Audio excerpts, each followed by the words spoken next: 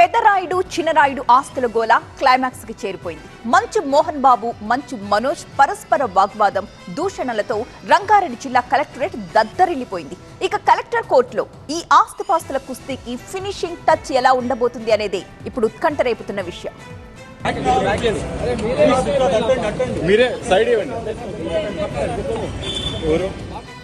ఇంటి గొడవ వీధికెక్కింది. అక్కడితో ఆగని కుటుంబ తగాదాలు కలెక్టరేట్కు చేరుకున్నాయి. మంచు ఫ్యామిలీ ఆస్తుల పంచాయతీ చివరకు రంగారెడ్డి జిల్లా కలెక్టరేట్లో తేలింది. బాలాపూర్ మండలం జల్పల్లిలోని తన ఇంటి నుంచి మంచు మనోజ్ను ఖాళీ చేయించాలని గతంలో నటుడు మంచు మోహన్ బాబు ఫిర్యాదు చేశారు. సీనియర్ సిటిజన్ యాక్ట్ కింద ఆయన ఈ కంప్లైంట్ ఇచ్చారు. దీని విచారణలో భాగంగా సోమవారం నాడు రంగారెడ్డి జిల్లా అదనపు కలెక్టర్ ప్రతిమా సింగ్ ముందు మోహన్ బాబు, మనోజ్ హాజరయ్యారు.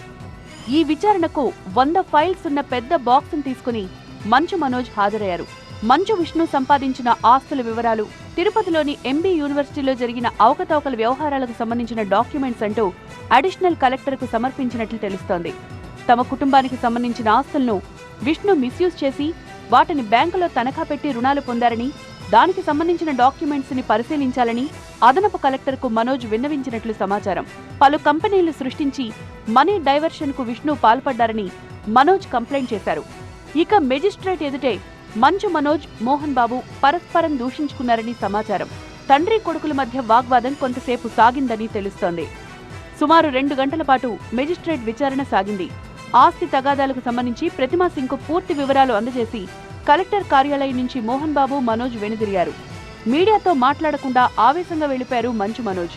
వచ్చే వారం మరోసారి విచారణకు హాజరు కావాలని తండ్రి కొడుకులను ఆదేశించారు అదనపు కలెక్టర్.